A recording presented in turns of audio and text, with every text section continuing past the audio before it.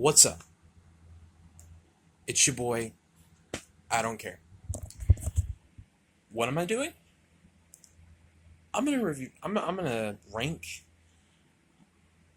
King Crimson albums. Now, why am I gonna do that? Well, first off, because I feel like it. Okay.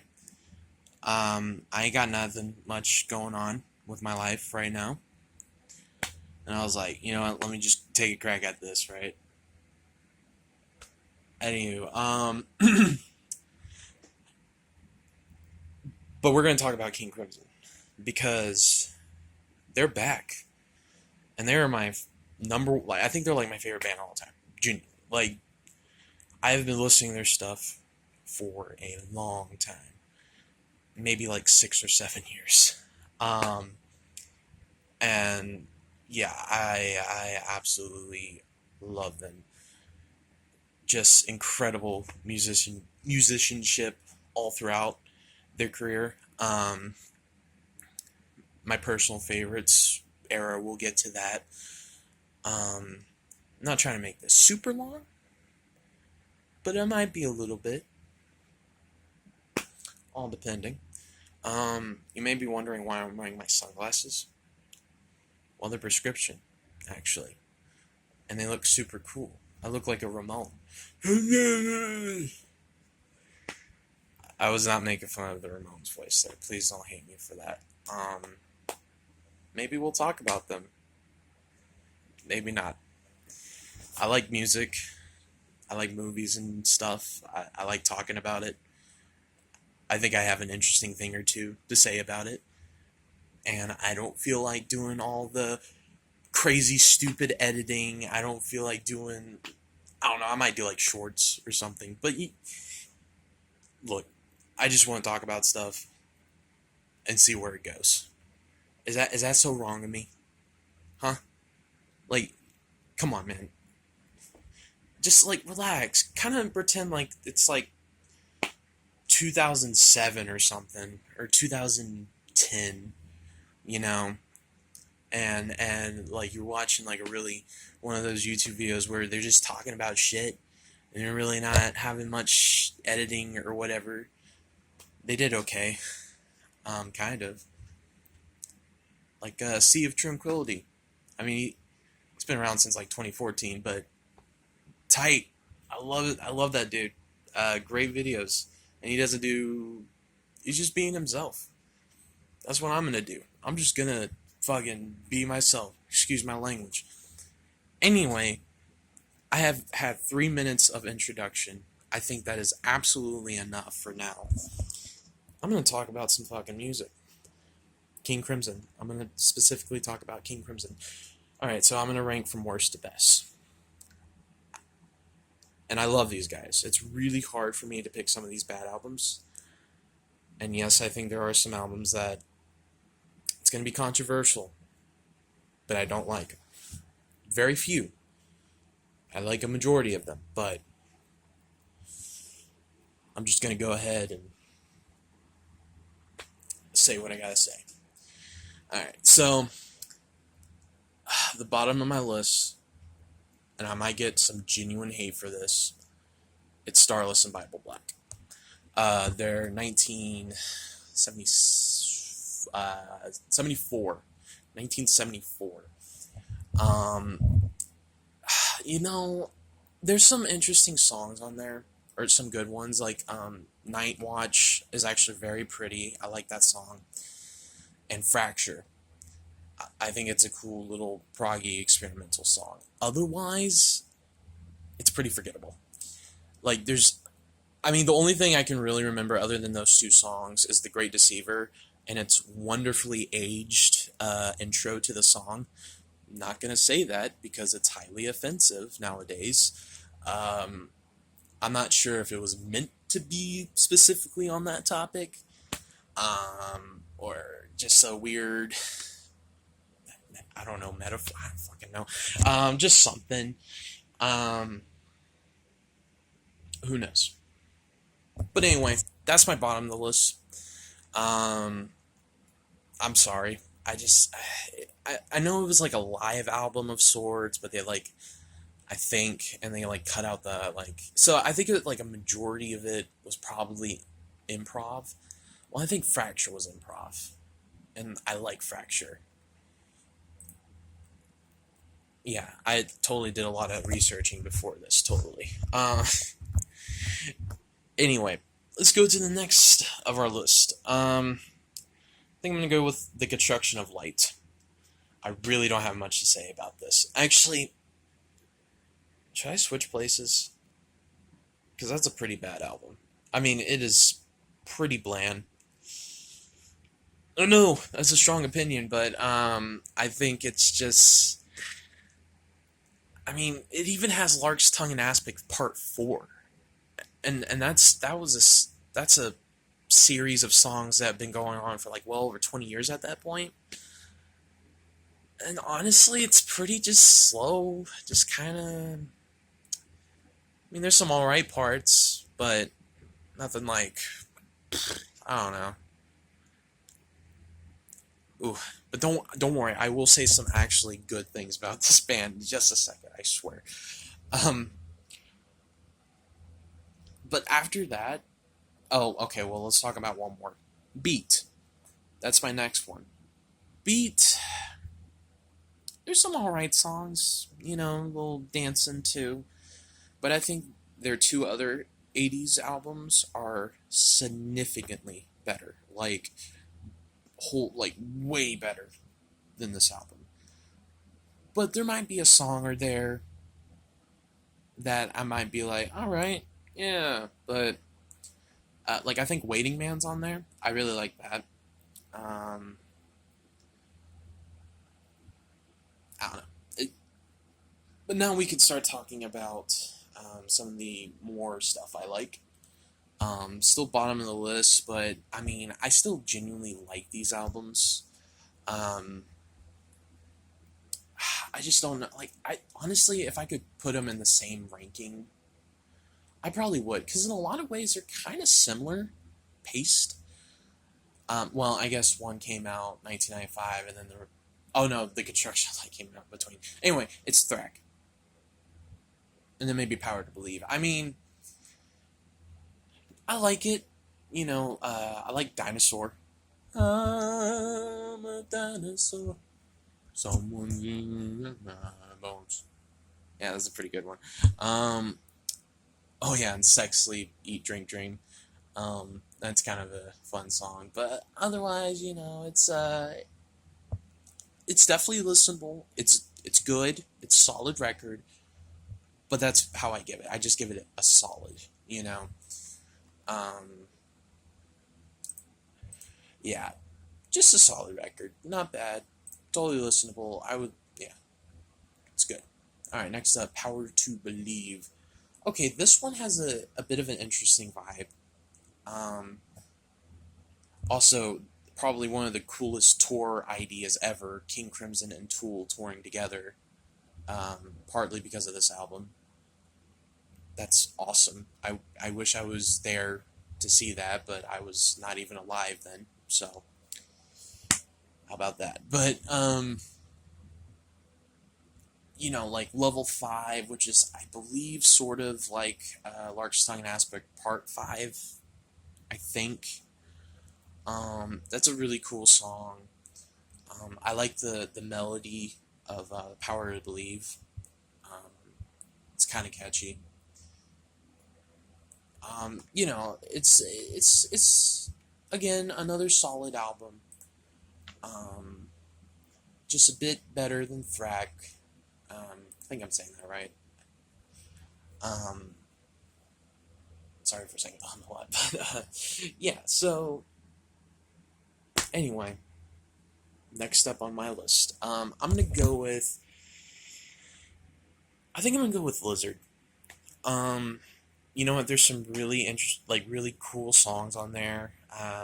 Circus, I think, is like one of my favorites. Um, what was it? Happy Family, I think it was called. Which is pretty much about the Beatles, which is pretty hilarious. And then it has its 20-minute. Only like this is like the only King Crimson song that I've known um that is 20 minutes, like just King Crimson, like just that like particular group, none of the spin-offs or whatever. Um and you know, and don't get me wrong, I love a long 20, 30, 40 minute like prog epics. I love those. Like absolutely. Those are excellent. But well, sometimes depends on how they're paced and whatnot. But this is a particular song that I think the pacing is a little. It's fine, but I know a lot of songs that are about that length and have excellent pacing. Maybe we'll talk about them. Who knows? Um, but you know what? Really, I like this album. It's listenable. I used to listen quite a bit when I was a little younger, but that's about it. I'll say. Okay, now after this, I love all these albums. All these are probably 10 out of 10s, or like just like a really high number. And three of them I have physically. See if you can guess before you see it. Put in the timestamp and anyway. Um, so all right. Okay. Shoot, this is hard. And I didn't really do prep before this. I'm just kind of looking on Google. Like I know all these songs, of course, or almost all these songs. But these albums particularly, I love so much, and I've re-listened to so much. These are just excellent to me. Oh gosh. Oh man. All right, I'm gonna go with Island. Oof, I love that album so much. Formatted Lady. I think I said that wrong. Um, oh no, the letter, Sailor's Tale. I mean, just like fantastic songs, and it's like a nice like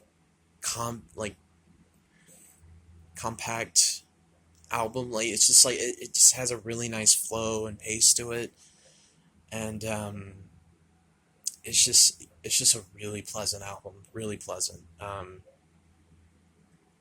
remember just listening to this album, not particularly um, like I've been through hurricanes and whatnot. I remember just like listening to this album, and I was just it really helped me calm me down a bit. It was a really great album. Really impactful, meaningful. Um, but there's more to come. So, all right. Oh boy. Okay. I think I might have to go with Three of a Perfect Pair. Now, I just really like this album because it's really okay. So the first side, side A, side B. Side A has really fun, kind of catchy songs. Um, Three of a Perfect Pair, um, Sleepless. Just some like excellent, fun, catchy songs. And then side B has like a very like dark, richening experience. And some of it can like crawl on your skin a little bit. And it depends on like the mooding of your surroundings or your headspace. It could be really like there's some spooky songs, but I dig it so much, and I listen to them, like quite a bit as well. Um, you know, it's just excellent music. All right, all right. So let's see. Next up,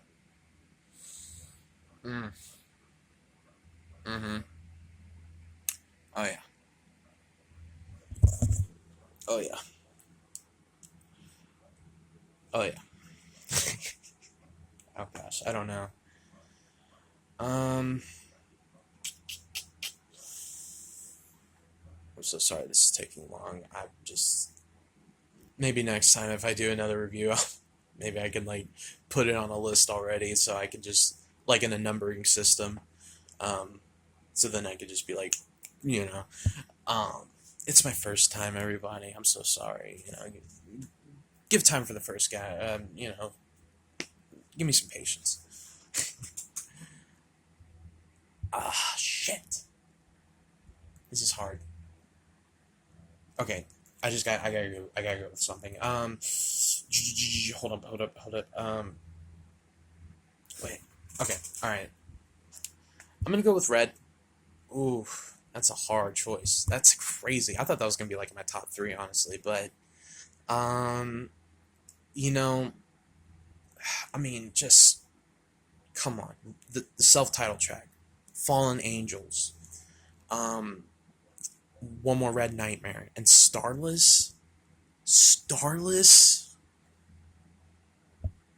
excellent. Providence is okay. It's just a little weird, fun, jammy improv. I don't mind listening to it. There's some fun bass parts in it. I'm I like bass. I'm a bass player. Um, Not the greatest, but I hope someday I will be. Um, I don't know, um, but I absolutely love this album still. Like Starless is such a big, impactful, meaningful song to me. Just super pretty. Just song music has like really just like been a huge part of me. So like I just feel like I want to talk about it a little bit, see what people think. If anybody watches, I don't care. If not, I just do it for myself. I can do it to myself. I don't care. um, Shoot. All right. So next up. Mm-hmm. Yeah. Wow. Okay. I'm gonna go with Discipline. Um, it's just. Oh, actually, hold up. Ta-da! I got Discipline. It is awesome. I got it for maybe like $30 or something. The place I went, they didn't have price tags on the album. They just had like stickers on them. I believe you saw the green one. Here it was, green sticker. But anyway, yeah, I mean, just good stuff, man. I mean, Elephant Talk, Frame by Frame, Mata Kudasai, Indiscipline, Valahan Genji, The Sheltering Sky, and Discipline. All no filler, all killer. I read that from a philosophical named Genesis 55 2006 on a YouTube comment about the effects of minds when you're on drugs. Anyway, let's. But you know what? All 10 out of 10s, all excellent, groovy album. I mean, in the musicianship on this one, Adrian Belew, Robert Fripp, Tony Levin, and Bill Bruford. What a killer, killer, kill like it was. It's just like one of a kind. It's just an insane album of greatness and geniusness. Just excellent, excellent album. All right, next up on my list. All right, all right. I'm gonna go with in. Ooh, all right. I'm gonna get some. I'm gonna get some controversy for this one then. The like two angry 40-year-olds that I might anger, but I'm gonna put the first album, King Crimson. Now, this is the 2010 reissue, I believe, so it's not like the darker sounding version of it, where I believe the tape was like distorted. Some damage happened to it. I don't remember exactly, but yeah. So this was like a remix to the original, almost. I believe. I could be wrong. I could be totally wrong. I could be just blowing shit out my ass. Um, but nonetheless, a magical album. So I listened to like one King Crimson song prior before I bought this album. Um, but that one song, and we'll talk about it in a second. That one song just like changed my whole reception on music. I mean, just like obliterated my young mind. Um, and I'm so happy for that. Thank you. But we'll get to that in a minute. But nonetheless, what a killer introduction. I mean, when I put 21st Century Schizoid Man on my I forgot what those vinyl thingies are called. Maybe I'll show it in another video. We'll talk about some other time. But oh dang, I've been recording for like 20 minutes. I hope I can get all of this on footage. But I need to be quick. All right, so all these songs, fantastic, no complaints, beautiful poetry by Peter Sinfield. Just tight album. All right, In the Wake of Poseidon. That's my next one. I didn't skip any, did I? No, I don't think so. Yeah, In the Wake of Poseidon. All right, so the song In the Wake of Poseidon is the first King Crimson song I ever heard, and that's what broke me. That was the song.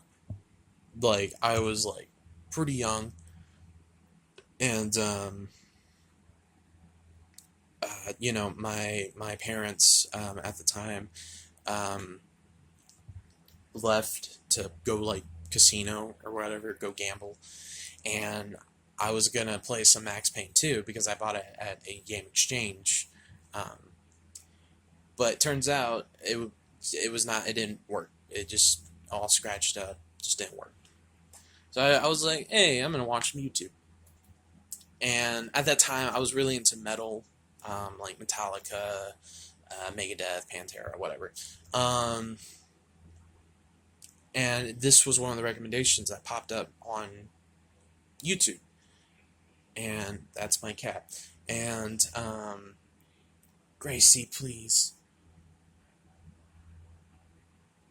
Um, but yeah, and at that time, YouTube was not. They didn't put all the King Crimson songs on there yet, so I had like very limited resources when it came to King Crimson at that time. So I just listened to this song like continuously. I was like hypnotic, hypnotized, whatever. I think I was listening to Pink Floyd, Rush, and maybe Dream Theater and Tool before then. I don't fully remember. Um, Maybe a little afterwards. I don't know. We'll talk about those stuff too. um, but yeah, just excellent. Like it. The album cover. I love all the songs on there. I know people think it's like a copy of In the Court of the Crimson King, and I think so too. But it feels like a weird, like alternate universe album. I think I've heard that from a video or something before, but like that's like a perfect way to describe it. The name is familiar, the pacing's familiar. The album covers are both sort of, well, they're not sort of familiar. They're different, but they both have like a really nice, just colorful, just vibrant, just spooky all at once. But all right. So my number one favorite, and I have it physically, is The Lark's Tongue in Aspic. Oh, yeah. I mean, come on, dude. Do I really have to say much about this album? I mean, oh my gosh. I mean, the musicianship on here. With the experimental artist, Jamie Moore, whatever. I mean, with his weird look what it's called. Percussions and all sorts. It's not just percussions. It's all sorts. I'm talking mud buckets. I'm talking rats in a cage. Like, what? No one was making stuff like that. And to some people, it might sound like utter garbage. To me, this is like experimental bliss. This is the best experimental album ever made. I will stand on the hilltop and shout it out across all to hear. Excellent. I mean, 100 out of 10, 1,000 out of 10. All the songs. Some are just excellent atmosphere to it, and some are just like hard edge heading, and I believe it came out 1973, and there wasn't too many guys like that. At the time, they recorded this in January to February, and oh man, I don't even think Masters of Reality came out yet. So fucking A.